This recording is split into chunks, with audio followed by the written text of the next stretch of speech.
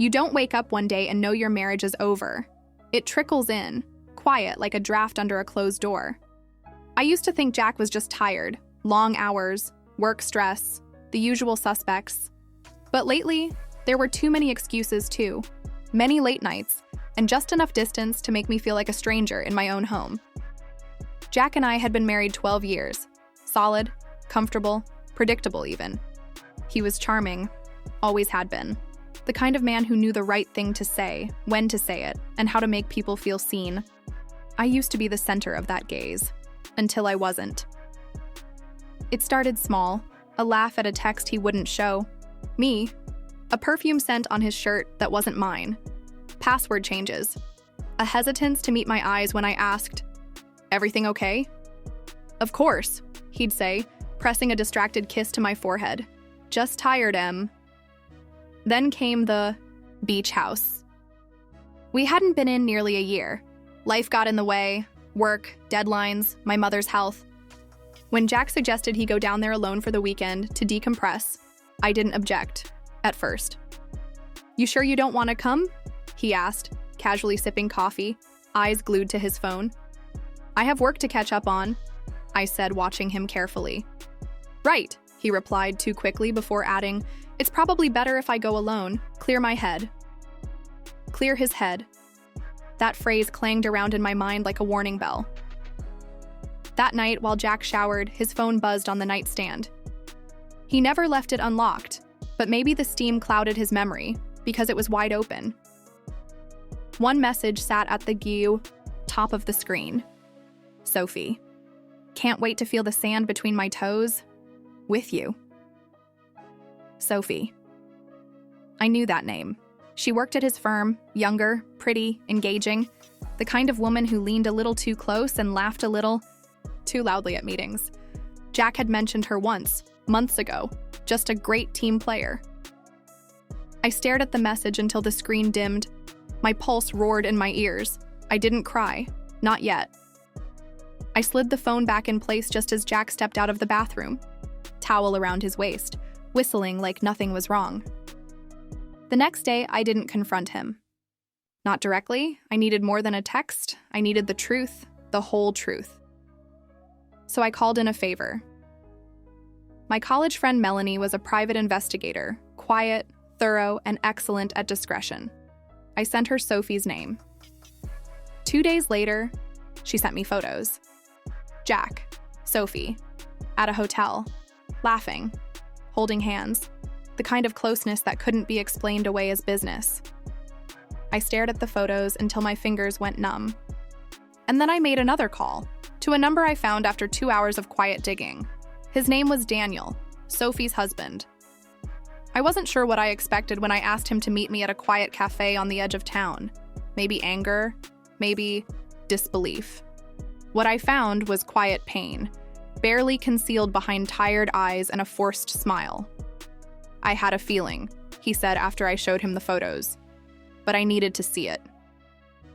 We didn't speak much after that. We didn't need to. Two betrayed strangers sitting across from each other, bound by a shared grief neither of us asked for. Then I told him about the beach house. "They're going this weekend," I said. "He thinks I'll be home, alone." Daniel nodded slowly. "What do you want to do?" "I want to be there," I said, voice steady. "Before they arrive, waiting." He didn't flinch. "I'll come with you." We made a plan. No shouting, no chaos. Just the truth, delivered plainly. I didn't want revenge. I wanted clarity, closure, the kind that cuts cleanly, like ice through glass. We drove down Friday night, 2 cars, hours apart, headlights slicing through the dusk. The beach house loomed ahead in the distance, dark and silent, waiting to become the stage for everything I never thought I'd have to witness. As we unlocked the front door, I took one long breath and whispered to myself, "You're not the one who broke this." Inside, we waited, and the storm I knew was just beginning. Certainly. Below is Chapter 2 of your story, carefully crafted to be 760 words, with tightly focused narrative progression, emotional tension, and character development. Daniel and I arrived just past midnight, long after the road faded into a winding stretch of silence and sand. The moonlight cast long, silver lines across the floor as we stepped inside. Two strangers turned co-conspirators, bound by the same betrayal. We didn't speak much as we moved through the rooms. There was a strange intimacy in the silence. He took the living room, checking the windows. I headed upstairs to the master bedroom, our bedroom. The bed was still made, sheets crisp, undisturbed. I had expected it to feel like home, but it didn't. Not anymore. "We'll park both cars down the road," Daniel said. "Make it look empty." I nodded. "And the lights?" "Off. All of them. We wait." The next day crawled. Every creak in the wood, every gust of wind felt like a warning. I watched the shoreline through a sliver in the curtains, waiting for tire tracks that hadn't yet appeared. Daniel sat in the kitchen, sipping black coffee, silent. There was something remarkably composed about him, as if he had practiced this detachment for years. His pain didn't show in outbursts. It simmered, controlled, just beneath the surface. "You ever confront her before?" I asked, breaking the quiet. He shook his head. "No. I kept hoping it would stop, that I was wrong." I understood that kind of denial. The lies we tell ourselves are often kinder than the truths we already know. By late afternoon, my nerves buzzed like live wires. Then just before 6, the sound of tires on gravel. I froze. Daniel stood up slowly and walked to the window. "They're here," he said simply. I peeked out. Jack stepped out of the driver's seat looking casual. Too casual. Shirt unbuttoned, sunglasses perched on his head, the kind of smile on his face that used to belong to me. And beside him was Sophie. She looked younger in person, smaller. Her laugh echoed across the driveway as she reached for his hand, twining her fingers through his like it was hers to hold. They carried wine. A small overnight bag. No guilt, no hesitation. Just excitement, as if walking into their private fantasy. Daniel. And I slipped into the guest room, door slightly ajar, shadows cloaking us. The house creaked as they entered. I heard Jack's voice first. "God, I've missed this place. It's even better without all the clutter." A pause, then Sophie's voice, soft and syrupy. "It's beautiful. It feels like hours. Hours." I gripped the edge of the dresser, knuckles white. He led her to the living room. They dropped their bags, opened the wine, laughed, kissed. Every sound was a knife. "I've never brought anyone here," Jack said. "This was supposed to be Emily's dream home. But with you, it feels right." My breath caught. Daniel didn't speak, but I saw his shoulders tighten, his jaw clenched. And still, he didn't move. Not yet. Then, Sophie asked the question I didn't expect. "Does she suspect?" Jack scoffed. "Emily? No, she's too trusting. Always has been." That was it. We stepped out together. The moment our footsteps hit the hardwood floor, they turned. Sophie gasped, the wine glass slipping from her fingers and shattering against the tile. Jack's face drained of color.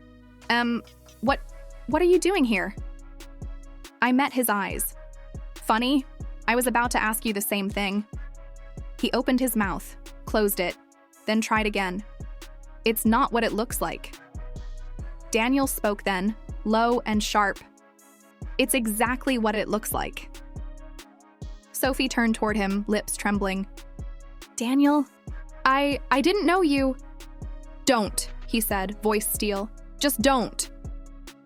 There was a pause, heavy, suffocating. Jack stepped forward. "Emily, please, let me explain." "No need," I said. "You already did. I heard every word." I pulled my phone from my pocket and held it up. The red recording icon blinked. "And now it's documented." His face collapsed. "You recorded us?" "I wanted the truth. You gave it to me." Sophie looked at Daniel, eyes wide, pleading. "I didn't mean for this to happen." He didn't flinch. You meant all of it. That's why you're here. She broke then, collapsing onto the couch, sobbing into her hands. Jack turned. Desperate. Please, we can fix this. But there was nothing left to fix. I took one last look around the room that was once filled with memories and love, and now only echoed betrayal. I turned to Daniel. Let's go. And together, we walked out, leaving the pieces behind. The night swallowed the road as the miles rolled beneath our tires, and all that remained was the quiet. Thick, heavy, final. Daniel drove ahead, his taillights blinking through the darkness like a quiet heartbeat. I followed, not just in direction, but in understanding. We were no longer victims. We were witnesses to the truth. And now we were done pretending. The next morning, Jack's messages started pouring in. Emily, please, I need to talk. I made a mistake. It meant nothing. Let's fix this. We can fix this. He didn't call. He knew I wouldn't answer, and I didn't. Not once. Instead, I took the day to breathe. I sat on the back porch with a cup of coffee and watched the sun rise without thinking of who wasn't beside me. I wasn't grieving anymore. I was waking up. The silence wasn't empty. It was healing. By noon, I'd spoken to my attorney. There were no tears, no trembling. I simply said the words I'd dreaded for years. I want out.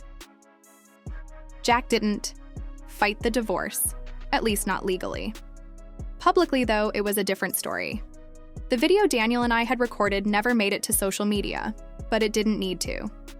A short, anonymous clip, just the audio, found its way into their office Slack channel, accompanied by nothing more than the initials J&S.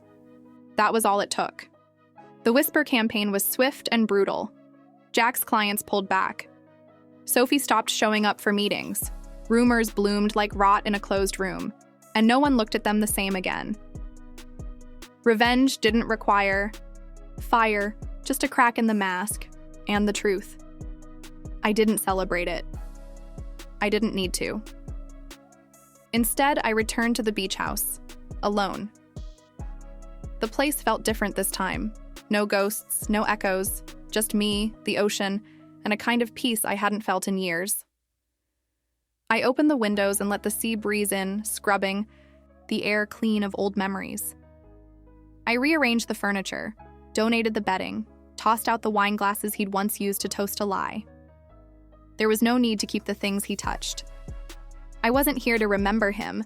I was here to reclaim what he thought he could steal. 2 days later, Daniel showed up. Unannounced, but not unwelcome. He brought pastries and black coffee. We sat on the deck in silence again, but this time it was warmer. Not broken, not bitter, just two people breathing the same salt air, miles away from who they used to be. Divorce is final next week, he said, not looking at me. Mine's in motion, I replied. He hasn't contested it. He nodded. Sophie moved in with her sister. Says she's going to find herself. I smiled faintly.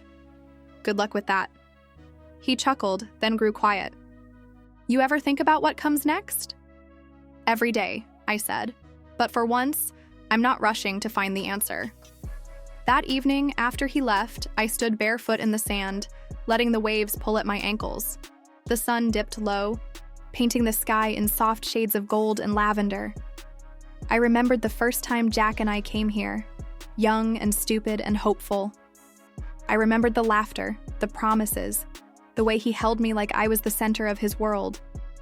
But that woman, the one who believed love was permanent just because vows were spoken, was gone. And I didn't mourn her. I didn't need a new love. Not now. What I needed was my own strength, my own voice, and a future I wasn't afraid to shape without him. The final message Jack ever sent arrived that night. You didn't even try. You just left. I read it once, then deleted it. He was wrong. I had tried. For years.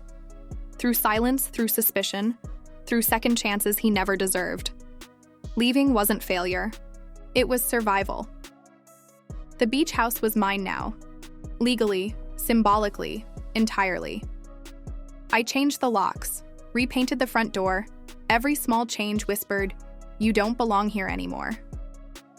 As I curled into bed that night, waves crashing in the distance, I realized I wasn't angry anymore. Anger had burned away, leaving only clarity. Sometimes revenge isn't fire or fury. Sometimes it's rebuilding the life they tried to break, and sleeping soundly in the silence they left behind.